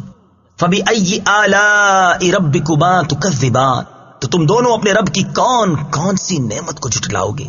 تفسیر صراط الجنان میں ہے، یعنی جب قیامت کے دن آسمان اللہ تعالیٰ کی ہیبت سے پھٹ جائیں گے اور اللہ تعالیٰ مخلوق کے حساب کا حکم دے گا، تو اس وقت وہی تمہیں قیامت کے دن کی ہولناکیوں سے نجات دے گا۔ تو اے جن و انسان، تم دونوں اس نعمت کا انکار کس طرح کر سکتے ہو؟ فَيَوْمَئِذٍ لَا يُسْأَلُ عَنْ ذَنبِهِ إِنسٌ وَلَا جَانٌّ فَبِأَيِّ آلَاءِ رَبِّكُمَا تُكَذِّبَانِ۔ ترجمہ، تو اس دن کسی آدمی اور جن سے اس کے گناہ کے متعلق نہیں پوچھا جائے گا، تو تم دونوں اپنے رب کی کون کون سی نعمت کو جھٹلاؤ گے؟ فَيَوْمَئِذٍ، تو اس دن۔ تفسیر صراط الجنان میں ہے، اس آیت کی ایک تفسیر یہ ہے کہ جب لوگ قبروں سے اٹھائے جائیں گے اور آسمان پھٹے گا تو اس دن فرشتے مجرموں سے دریافت نہیں کریں گے، بلکہ ان کی صورتیں دیکھ کر ہی انہیں پہچان لیں گے، اور ان سے سوال دوسرے وقت میں ہوگا جبکہ لوگ حساب کے مقام میں جمع ہوں گے۔ دوسری تفسیر یہ ہے کہ جس دن آسمان پھٹے گا تو اس دن قبروں سے نکلتے ہی فوراً کسی آدمی اور جن سے اس کے گناہ کے بارے میں نہیں پوچھا جائے گا، بلکہ جب وہ حساب کی جگہ میں اکٹھے ہوں گے تو اس وقت ان سے پوچھا جائے گا، فَبِأَيِّ آلَاءِ رَبِّكُمَا تُكَذِّبَانِ، تو تم دونوں اپنے رب کی کون کون سی نعمت کو جھٹلاؤ گے؟ تفسیر صراط الجنان میں ہے، یعنی اے جن اور انسان کے گروہ، تمہیں ان چیزوں کی خبر دینا جن سے ڈر کر تم گناہوں سے باز آ جاؤ اور دنیا میں ہی اللہ تعالیٰ کی اطاعت کر لو، یہ بھی اللہ تعالیٰ کی ایک نعمت ہے۔ تو تم دونوں اپنے رب عز و جل کی کون کون سی نعمت کو جھٹلاؤ گے؟ يعرف المجرمون بسيماهم فيؤخذ بالنواصي والأقدام فبأي آلاء ربكما تكذبان۔ ترجمہ، مجرم اپنے چہروں سے پہچانے جائیں گے تو انہیں پیشانی اور پاؤں سے پکڑا جائے گا۔ تو تم دونوں اپنے رب کی کون کون سی نعمت کو جھٹلاؤ گے؟ یعرف المجرمون بسیماہم، مجرم اپنے چہروں سے پہچانے جائیں گے۔ تفسیر صراط الجنان میں ہے، ارشاد فرمایا کہ قیامت کے دن مجرم اپنے چہروں سے اس طرح پہچانے جائیں گے کہ ان کے منہ کالے اور آنکھیں نیلی ہوں گی۔ تو حساب کے بعد جہنم کے خازن انہیں پکڑیں گے اور ان کے ہاتھ گردن سے باندھ دیں گے اور ان کے پاؤں پیٹھ کے پیچھے سے لا کر پیشانیوں سے ملا دیں گے، پھر انہیں چہروں کے بل گھسیٹ کر جہنم میں ڈال دیں گے۔ اور یہ بھی کہا گیا کہ بعض مجرم پیشانیوں سے گھسیٹے جائیں گے اور بعض پاؤں سے گھسیٹ کر جہنم میں ڈالے جائیں گے۔ فَبِأَيِّ آلَاءِ رَبِّكُمَا تُكَذِّبَانِ، تو تم دونوں اپنے رب کی کون کون سی نعمت کو جھٹلاؤ گے؟ تفسیر صراط الجنان میں ہے، یعنی اے جن اور انسان کے گروہ، فرشتوں کا تم میں سے مجرموں اور اطاعت گزاروں کو ان کی علامات سے پہچان لینا، اور صرف مجرموں کو ذلت اور توہین سے دوچار کرنا اور اطاعت گزاروں کو محفوظ رکھنا اللہ تعالیٰ کی نعمت ہے۔ تو تم دونوں اپنے رب عز و جل کی کون کون سی نعمت کو جھٹلاؤ گے؟ هذه جهنم التي يكذب بها المجرمون يطوفون بينها وبين حميم آن فبأي آلاء ربكما تكذبان۔ ترجمہ، یہ وہ جہنم ہے جسے مجرم جھٹلاتے تھے۔ جہنمی جہنم اور انتہائی کھولتے ہوئے پانی میں چکر لگائیں گے۔ تو تم دونوں اپنے رب کی کون کون سی نعمت کو جھٹلاؤ گے؟ ہذہ جہنم، یہ وہ جہنم ہے۔ تفسیر صراط الجنان میں ہے، اس آیت کی ایک تفسیر یہ ہے کہ وہ جہنم جسے مجرم جھٹلاتے تھے وہ ان سے دور نہیں بلکہ ان کے قریب ہے۔ دوسری تفسیر یہ ہے کہ جب کفار جہنم کے قریب ہوں گے تو اس وقت جہنم کے خازن ان سے کہیں گے کہ یہ وہ جہنم ہے جسے تم دنیا میں جھٹلاتے تھے۔ یطوفون، جہنمی چکر لگائیں گے۔ تفسیر صراط الجنان میں ہے، اس آیت میں جہنمیوں کا حال بیان کرتے ہوئے اللہ تعالیٰ نے ارشاد فرمایا کہ جہنمی جہنم اور اس کے انتہائی کھولتے ہوئے پانی میں چکر لگائیں گے۔ اس کی ایک صورت یہ ہوگی کہ جب وہ جہنم کی آگ سے جل بھن کر فریاد کریں گے تو انہیں اس جگہ لے جایا جائے گا جہاں کھولتے ہوئے پانی کا چشمہ ہے، وہاں انہیں جلتا اور کھولتا ہوا پانی پلایا جائے گا، اور جب اس عذاب پر فریاد کریں گے تو انہیں اس جگہ لے جایا جائے گا جہاں آگ کا عذاب ہے۔ دوسری صورت یہ ہوگی کہ جہنمیوں پر بھوک کا عذاب مسلط کیا جائے گا۔ جب وہ کھانے کے لیے چیخیں گے تو انہیں تھوہڑ کھلایا جائے گا اور وہ ان کے حلق میں چبھ جائے گا۔ تب پانی کے لیے شور مچائیں گے تو پھر انہیں وہاں لے جایا جائے گا جہاں کھولتے پانی کا چشمہ ہے۔ جب وہ پانی اپنے چہرے کے قریب کریں گے تو ان کے چہرے کا گوشت گل کر اس میں گر پڑے گا، پھر اسے پئیں گے تو وہ ان کے پیٹوں میں جوش مارے گا اور ان میں موجود ہر چیز نکال دے گا۔ پھر ان پر بھوک مسلط کی جائے گی اور وہ اسی طرح جہنم کے ایک طبقے سے دوسرے طبقے میں چکر لگائیں گے۔ فَبِأَيِّ آلَاءِ رَبِّكُمَا تُكَذِّبَانِ، تو تم دونوں اپنے رب کی کون کون سی نعمت کو جھٹلاؤ گے؟ تفسیر صراط الجنان میں ہے، یعنی اے جن اور انسان کے گروہ، اللہ تعالیٰ کا اپنی نافرمانی کے سنجام سے دنیا میں ہی آگاہ فرما دینا بھی اس کی نعمت ہے۔ تو تم دونوں اپنے رب عز و جل کی کون کون سی نعمت کو جھٹلاؤ گے؟ وَلِمَنْ خَافَ مَقَامَ رَبِّهِ جَنَّتَانِ فَبِأَيِّ آلَاءِ رَبِّكُمَا تُكَذِّبَانِ۔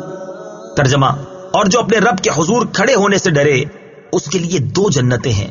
تو تم دونوں اپنے رب کی کون کون سی نعمت کو جھٹلاؤ گے؟ وَلِمَنْ خَافَ مَقَامَ رَبِّهِ، اور جو اپنے رب کے حضور کھڑے ہونے سے ڈرے۔ تفسیر صراط الجنان میں ہے، یہاں سے اللہ تعالیٰ نے وہ نعمتیں بیان فرمائی ہیں جو اس نے اپنی بارگاہ میں کھڑے ہونے سے ڈرنے والے متقی اور مومن بندوں کے لیے تیار فرمائی ہیں۔ اس آیت کا ایک معنی یہ ہے کہ جیسے دنیا میں قیامت کے دن اپنے رب عز و جل کے حضور حساب کی جگہ میں حساب کے لیے کھڑے ہونے کا ڈر ہو اور وہ گناہوں کو چھوڑ دے اور فرائض کی بجا آوری کرے، تو اس کے لیے آخرت میں 2 جنتیں ہیں۔ اس معنی کی تائید اس آیت مبارکہ سے بھی ہوتی ہے۔ ارشاد باری تعالیٰ ہے وَأَمَّا مَنْ خَافَ مَقَامَ رَبِّهِ وَنَهَى النَّفْسَ عَنِ الْهَوَى فَإِنَّ الْجَنَّةَ هِيَ الْمَأْوَى۔ ترجمہ، اور وہ جو اپنے رب کے حضور کھڑے ہونے سے ڈرا اور نفس کو خواہش سے روکا تو بے شک جنت ہی ٹھکانہ ہے۔ دوسرا معنی یہ ہے کہ جو اس بات سے ڈرے کہ اس کے تمام اعمال اللہ تعالیٰ جانتا ہے اور وہ اس کے اعمال کی نگرانی رکھتا ہے، اور اس خوف کی وجہ سے وہ بندہ گناہ چھوڑ دے تو اس کے لیے آخرت میں 2 جنتیں ہیں۔ اس معنی کی تائید اس آیت سے بھی ہوتی ہے۔ أَفَمَنْ هُوَ قَائِمٌ عَلَى كُلِّ نَفْسٍ بِمَا كَسَبَتْ۔ ترجمہ، تو کیا وہ خدا جو ہر شخص پر اس کے اعمال کی نگرانی رکھتا ہے۔ اللہ تعالیٰ کے حضور کھڑے ہونے سے ڈرنے والے کو 2 جنتیں ملنے کی وجوہات۔ 2 جنتوں سے مراد جنت عدن اور جنت نعیم ہے، اور 2 جنتیں ملنے کی وجوہات مفسرین نے مختلف بیان فرمائی ہیں۔ نمبر 1، ایک جنت اللہ تعالیٰ سے ڈرنے کا صلہ ہے، اور ایک نفسانی خواہشات ترک کرنے کا صلہ ہے۔ نمبر 2، ایک جنت اس کے درست عقیدہ رکھنے کا صلہ ہے، اور ایک جنت اس کے نیک اعمال کا صلہ ہے۔ نمبر 3، ایک جنت اس کی فرما برداری کرنے کا صلہ ہے، اور ایک جنت گناہ چھوڑ دینے کا صلہ ہے۔ نمبر 4، ایک جنت ثواب کے طور پر ملے گی، اور ایک جنت اللہ تعالیٰ کے فضل کے طور پر ملے گی۔ ایک جنت اس کی رہائش کے لیے ہوگی، اور دوسری جنت اس کی بیویوں کی رہائش کے لیے ہوگی۔ اللہ تعالیٰ کا خوف بڑی اعلیٰ نعمت ہے۔ اس آیت سے معلوم ہوا کہ اللہ تعالیٰ کا خوف بڑی اعلیٰ نعمت ہے۔ اللہ تعالیٰ سب مسلمانوں کو اپنا خوف نصیب کرے۔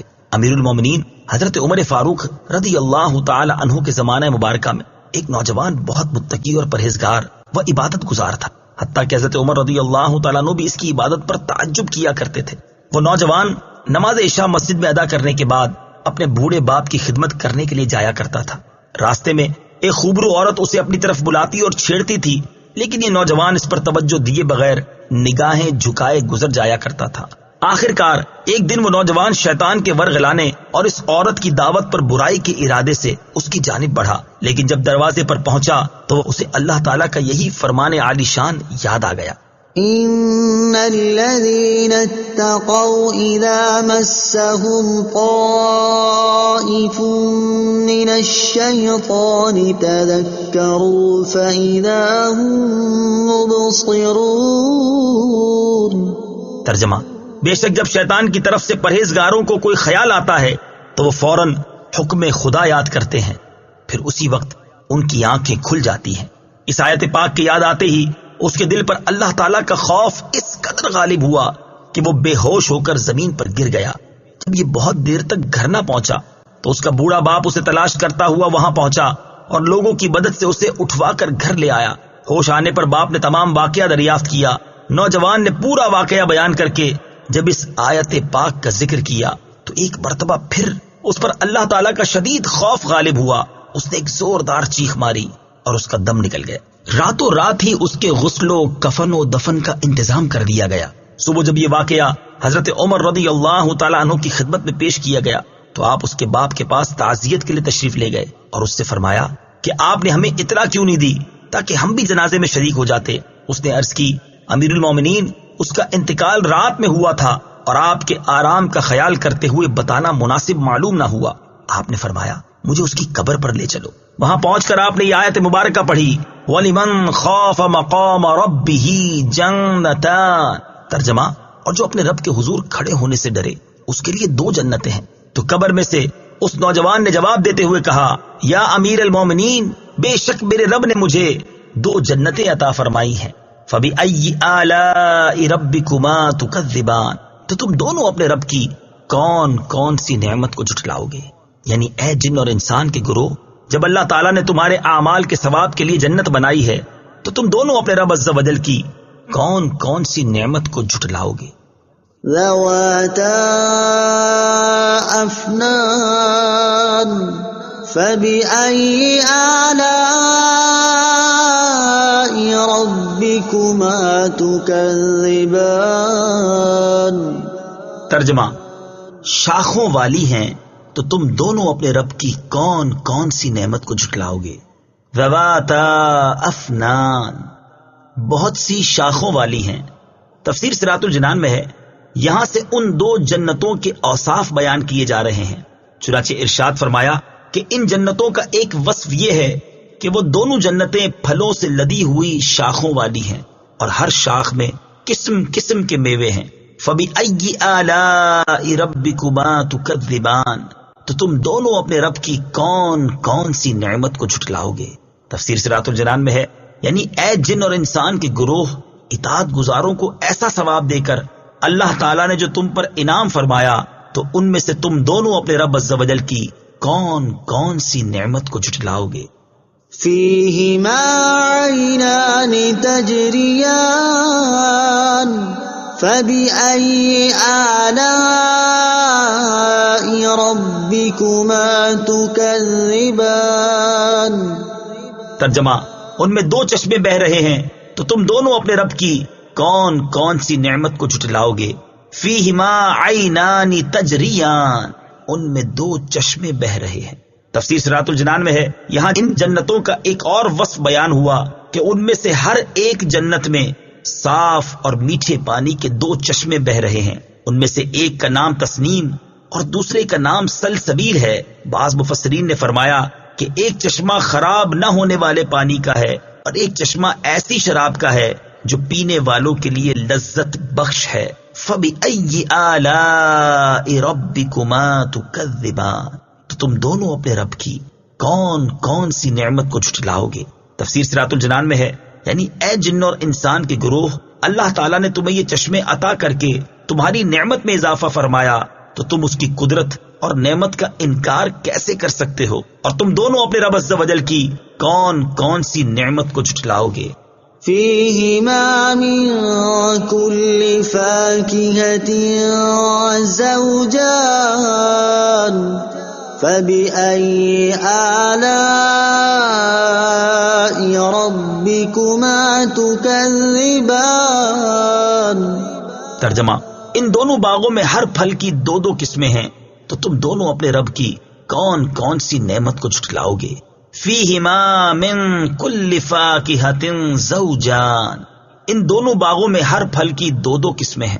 تفسیر صراط الجنان میں ہے، دو قسموں سے مراد یہ ہے کہ بعض وہ پھل ہیں جو دنیا میں دیکھے گئے اور بعض وہ عجیب و غریب پھل ہیں جو اس سے پہلے کبھی نہ دیکھے گئے، یا اس سے مراد یہ ہے کہ بعض پھل خشک ہیں اور بعض تر، یا یہ مراد ہے کہ بعض پھل خالص میٹھے ہیں اور بعض ترشی کی طرف مائل ہیں۔ فَبِأَيِّ آلَاءِ رَبِّكُمَا تُكَذِّبَانِ، تو تم دونوں اپنے رب کی کون کون سی نعمت کو جھٹلاؤ گے؟ یعنی اے جن اور انسان کے گروہ، تم ان لذیذ نعمتوں میں سے اپنے رب عز و جل کی کون کون سی نعمت کو جھٹلاؤ گے؟ متکئین علی فرش بطائنها من استبرق وجنى الجنتين دان فبأي آلاء ربكما تكذبان۔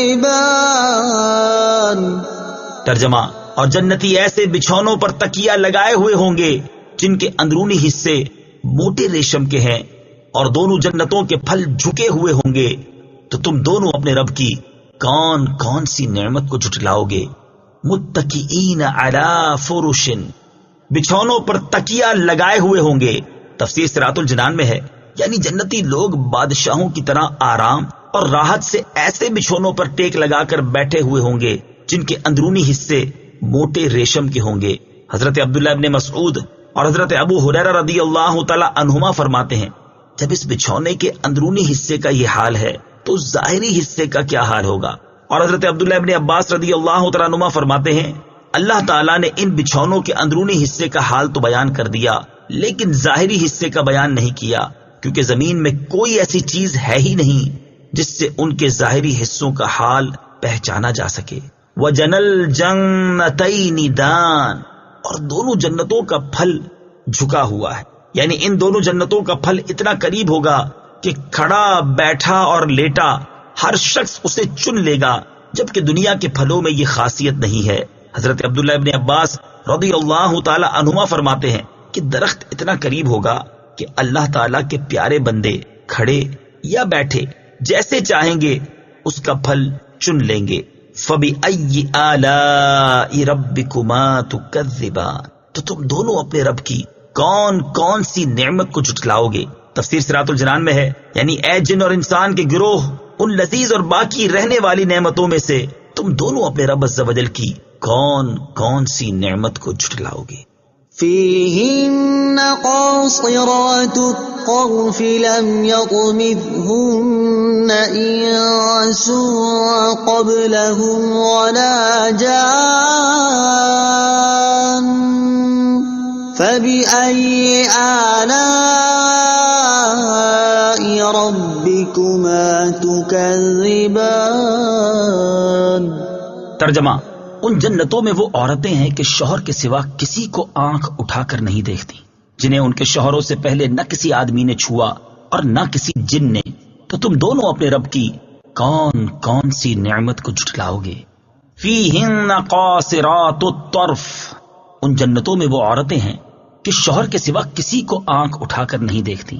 تفسیر صراط الجنان میں ہے، اس آیت کا خلاصہ یہ ہے کہ ان جنتوں کے محلات میں جنتی مردوں کے لیے ایسی بیویاں ہوں گی جو اپنے شوہر کے علاوہ کسی اور کی طرف آنکھ اٹھا کر نہیں دیکھیں گی، اور ان میں سے ہر ایک اپنے شوہر سے کہے گی مجھے اپنے رب عز و جل کی عزت و جلال کی قسم جنت میں مجھے کوئی چیز تجھ سے زیادہ اچھی نہیں معلوم ہوتی۔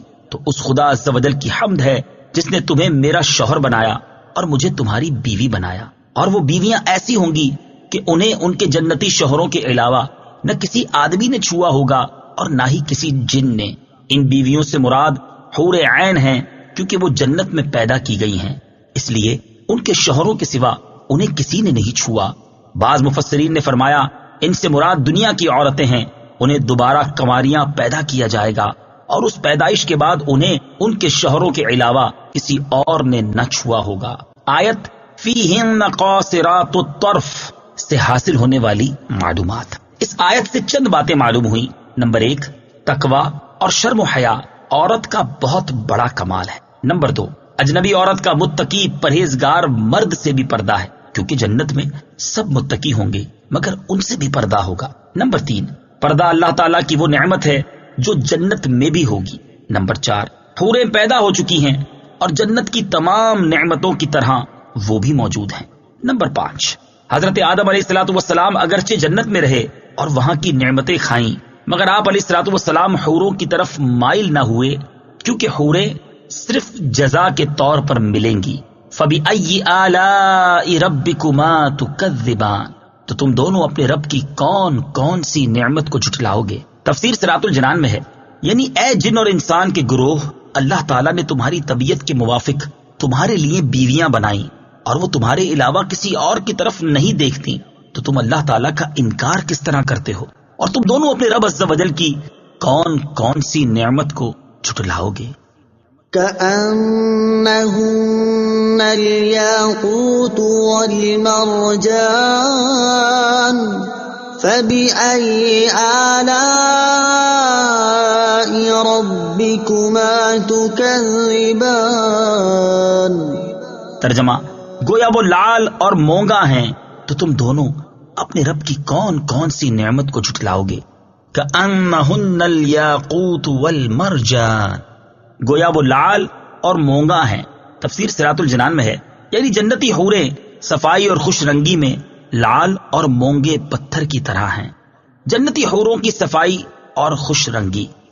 جنتی حوروں کے بارے میں حضرت عبداللہ ابن مسعود رضی اللہ تعالی عنہ سے روایت ہے، تاجدار رسالت صلی اللہ تعالی علیہ وآلہ وسلم نے ارشاد فرمایا، جنتی عورتوں کی پنڈلیوں کی سفیدی 70 جوڑوں کے نیچے سے نظر آئے گی، یہاں تک کہ پنڈلیوں کا گودا بھی نظر آئے گا، اور یہ اس لیے کہ اللہ تعالیٰ ارشاد فرماتا ہے کأنہن الیاقوت والمرجان، اور یاقوت ایک ایسا پتھر ہے کہ اگر اس میں دھاگا ڈال کر باہر سے دیکھنا چاہو تو دیکھ سکتے ہو۔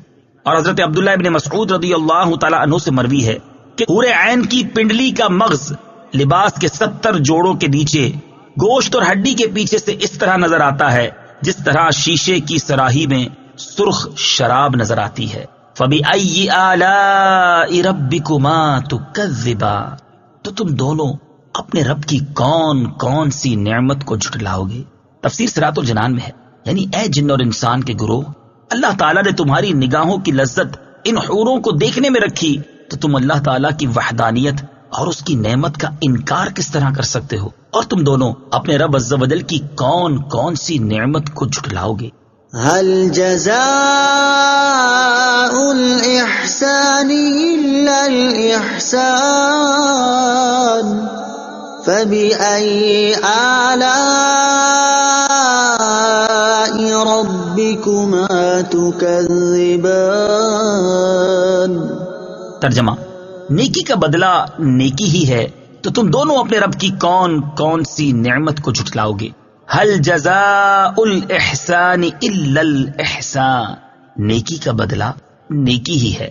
تفسیر صراط الجنان میں ہے، یعنی جو قیامت کے دن اللہ تعالیٰ کی بارگاہ میں کھڑے ہونے سے ڈرا اور دنیا میں اس نے اچھے عمل کیے اور اپنے رب تعالیٰ کی فرما برداری کی تو آخرت میں اللہ تعالیٰ اس کے ساتھ اس طرح احسان فرمائے گا کہ اسے اس کی دنیاوی نیکیوں پر وہ جزا عطا فرمائے گا جو ان آیات میں بیان ہوئی. اور حضرت عبداللہ ابن عباس رضی اللہ تعالی عنہما فرماتے ہیں کہ جو لا الہ الا اللہ کا قائل ہو اور نبی اکرم صلی اللہ تعالی علیہ وآلہ وسلم کی شریعت پر عامل ہو تو اس کی جزا جنت ہے. فَبِأَيِّ آلَاءِ رَبِّكُمَا تُكَذِّبَانِ، تو تم دونوں اپنے رب کی کون کون سی نعمت کو جھٹلاؤ گے. تفسیر صراط الجنان میں ہے، یعنی اے جن اور انسان کے گروہ، تم اپنے رب عز و جل کی نعمت کا انکار کس طرح کر سکتے ہو حالانکہ اس نے تمہاری نیکی کا ثواب جنت رکھی اور اسے تمہارے سامنے بیان کر دیا تاکہ تم نیک اعمال کر کے اللہ تعالیٰ کے ثواب اور اس کے احسان کو پالو. وَمِن دُونِهِمَا جَنَّتَانِ فَبِأَيِّ آلَاءِ رَبِّكُمَا تُكَذِّبَانِ. ترجمہ: اور ان کے سوا 2 جنتیں اور ہیں تو تم دونوں اپنے رب کی کون کون سی نعمت کو جھٹلاؤ گے. وَمِن دُونِهِمَا جَنَّتَانِ، اور ان کے سوا 2 جنتیں اور ہیں. تفسیر صراط الجنان میں ہے، یعنی جن 2 جنتوں کا ذکر اوپر گزرا ان کے علاوہ 2 جنتیں اور بھی ہیں، مگر یہ دونوں ان پہلی جنتوں سے مرتبے، مقام اور فضیلت میں کم ہیں. حضرت ابو موسیٰ اشعری رضی اللہ تعالیٰ عنہ سے روایت ہے، رسول کریم صلی اللہ تعالی علیہ وآلہ وسلم نے ارشاد فرمایا، 2 جنتیں تو ایسی ہیں جن کے برتن اور سامان چاندی کے ہیں، اور 2 جنتیں ایسی ہیں کہ جن کے برتن اور سامان سونے کے ہیں.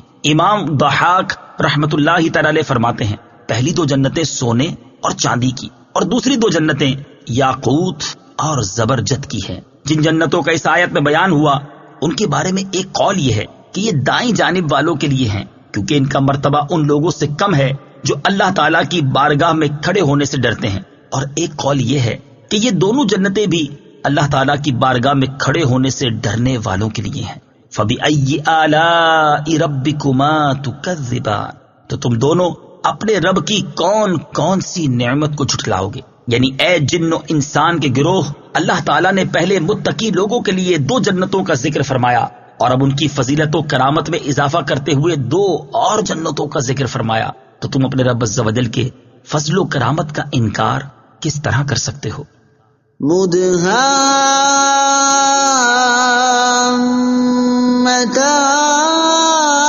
مدهامتان فبأي آلاء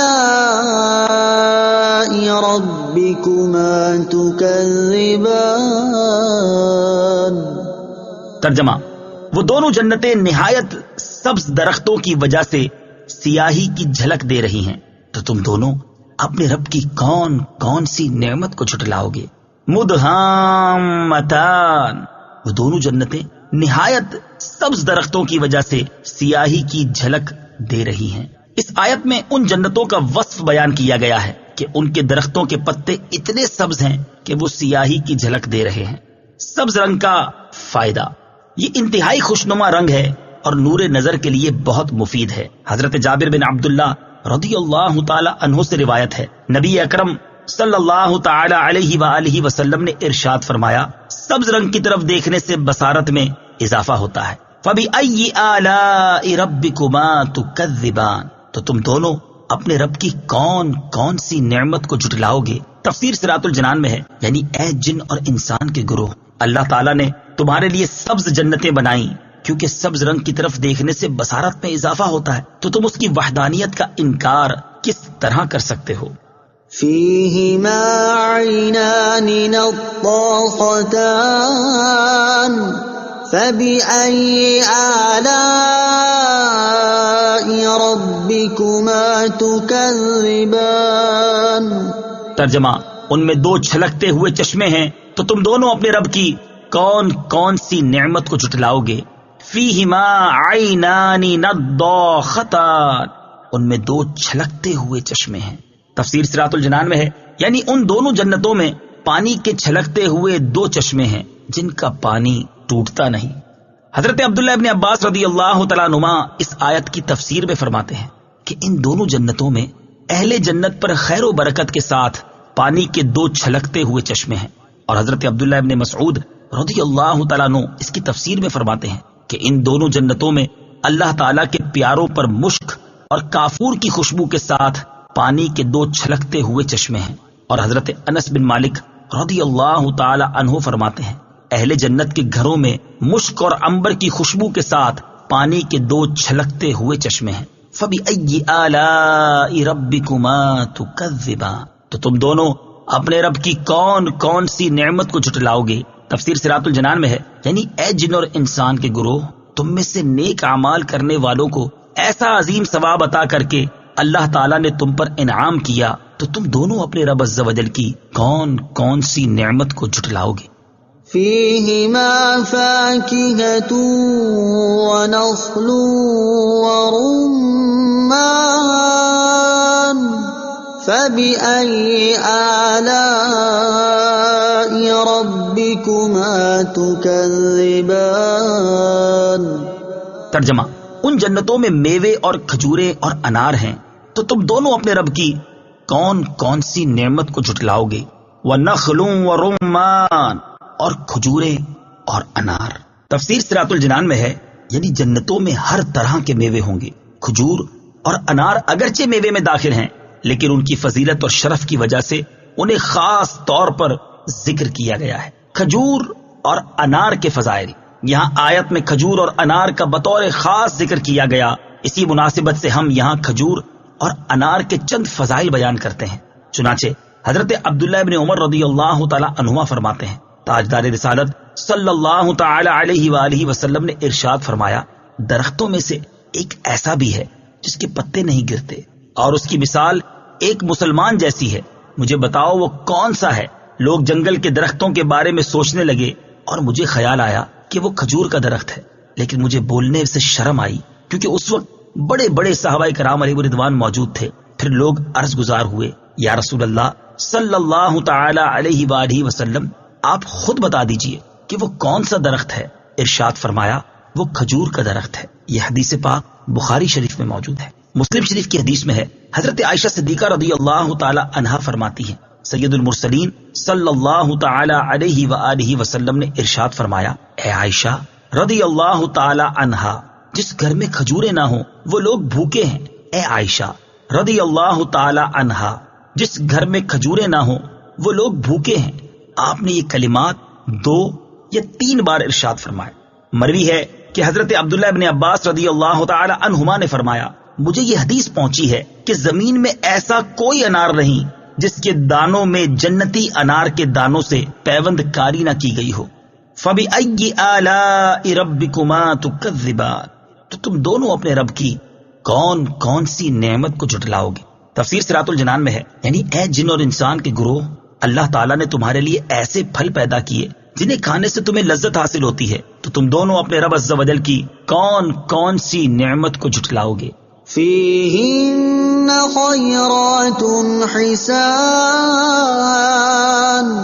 فَبِأَيِّ آلَاءِ رَبِّكُمَا ربكما تكذبان۔ ترجمہ: ان میں اخلاق کے اعتبار سے اچھی، صورت کے اعتبار سے حسین و جمیل عورتیں ہیں، تو تم دونوں اپنے رب کی کون کون سی نعمت کو جھٹلاؤ گے؟ فیہن، ان میں عورتیں ہیں۔ تفسیر صراط الجنان میں ہے، یعنی ان دونوں جنتوں میں اخلاق کے اعتبار سے اچھی اور صورت کے اعتبار سے حسین و جمیل عورتیں ہیں۔ حضرت انس رضی اللہ تعالی عنہ فرماتے ہیں، جنت میں حور عین یہ نغمہ گائیں گی، نحن الخيرات الحساب حبسنا لأزواج كرام۔ ہم اچھی سیرت اور اچھی صورت والیاں ہیں، ہم معزز و محترم شوہروں کے لیے روکی گئی ہیں۔ اچھی عادت اچھی صورت سے افضل ہے۔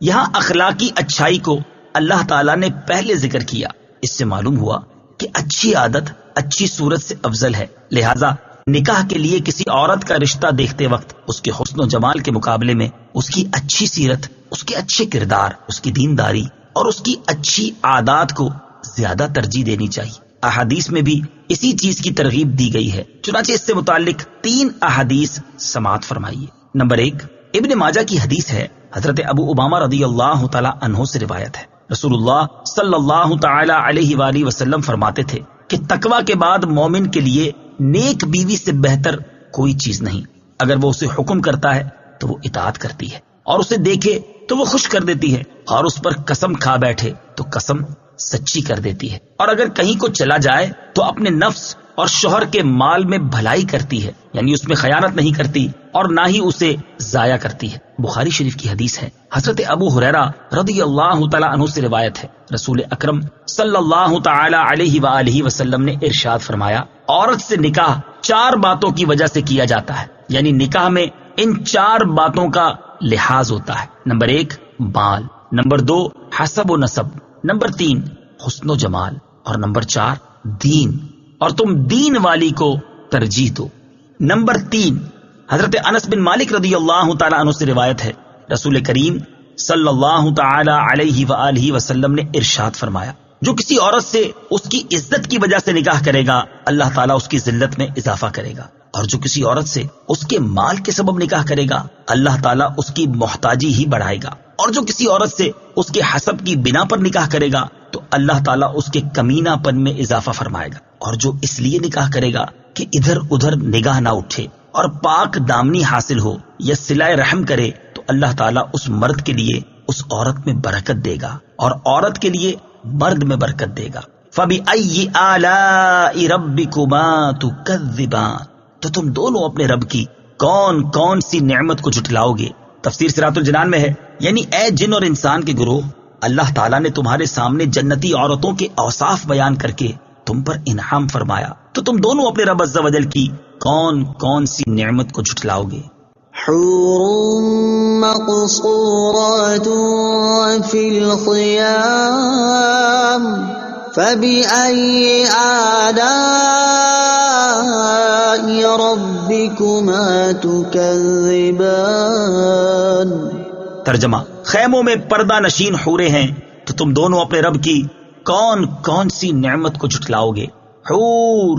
حوریں۔ تفسیر صراط الجنان میں ہے، ارشاد فرمایا کہ ان جنتوں میں خیموں میں پردہ نشین حوریں ہیں جو کہ اپنی شرافت اور کرامت کی وجہ سے ان خیموں سے باہر نہیں نکلتی۔ جنتی حور اور اس کے خیموں کا حال، بخاری شریف کی حدیث ہے، حضرت انس بن مالک رضی اللہ تعالی عنہ سے روایت ہے، نبی کریم صلی اللہ تعالی علیہ وآلہ وسلم نے ارشاد فرمایا، اگر جنتی عورتوں میں سے زمین کی طرف کسی ایک کی جھلک پڑ جائے تو آسمان و زمین کے درمیان کی تمام فضا روشن ہو جائے اور خوشبو سے بھر جائے۔ مسلم شریف کی حدیث ہے، حضرت ابو موسیٰ اشعری رضی اللہ تعالی عنہ سے روایت ہے، حضور پر نور صلی اللہ تعالی علیہ وآلہ وسلم نے ارشاد فرمایا، مومن کے لیے جنت میں ایک کھوکھلے موتی کا خیمہ ہوگا، اس کی لمبائی 60 میل ہوگی، مومن کے اہل خانہ بھی اس میں رہیں گے، مومن ان کے پاس حق کے زوجیت ادا کرنے کے لیے چکر لگائے گا اور ان میں سے بعض کو نہیں دیکھ سکیں گے۔ فَبِأَيِّ آلَاءِ رَبِّكُمَا تُكَذِّبَانِ، تو تم دونوں اپنے رب کی کون کون سی نعمت کو جھٹلاؤ گے؟ یعنی اے جن اور انسان کے گروہ، اللہ تعالیٰ نے وہ نعمتیں پیدا فرمائیں جو تمہارے لیے پردہ نشین اور دوسروں سے چھپی ہوئی ہیں، تو تم دونوں اپنے رب عز و جل کی کون کون سی نعمت کو جھٹلاؤ گے؟ لم يطمثهن انس قبلهم ولا جان فبأي آلاء ربكما تكذبان۔ ترجمہ: ان سے پہلے انہیں نہ کسی آدمی نے چھوا اور نہ کسی جن نے، تو تم دونوں اپنے رب کی کون کون سی نعمت کو جھٹلاؤ گے؟ لم یتمثہن انس قبلہم، ان سے پہلے انہیں نہ کسی آدمی نے چھوا۔ تفسیر صراط الجنان میں ہے، یعنی جیسے ان دو جنتوں کی حوریں اپنے جنتی شوہروں کے علاوہ جن و انس کے چھونے سے محفوظ تھیں، ایسے ہی ان دونوں جنتوں کی حوریں بھی محفوظ ہیں، لہذا آیت میں تکرار نہیں۔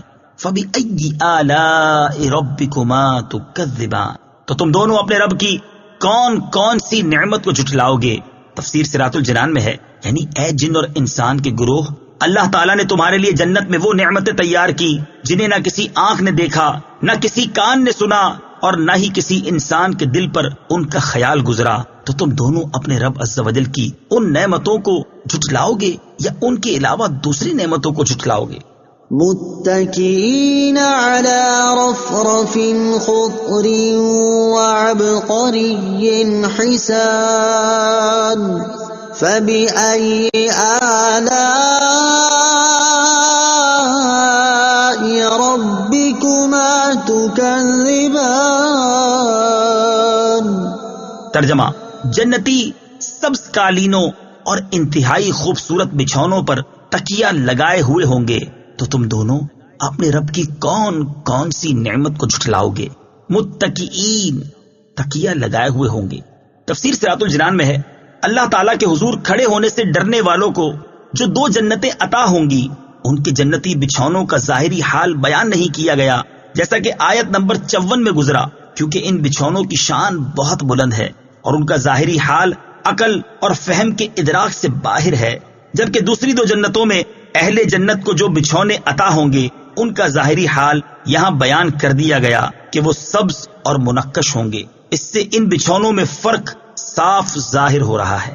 فَبِأَيِّ آلَاءِ رَبِّكُمَا تُكَذِّبَانِ، تو تم دونوں اپنے رب کی کون کون سی نعمت کو جھٹلاؤ گے؟ تفسیر صراط الجنان میں ہے، یعنی اے جن اور انسان کے گروہ، تمہارے رب عز و جل کے علاوہ تم پر کوئی احسان فرمانے والا نہیں، تو تم دونوں اپنے رب عز و جل کی کون کون سی نعمت کو جھٹلاؤ گے؟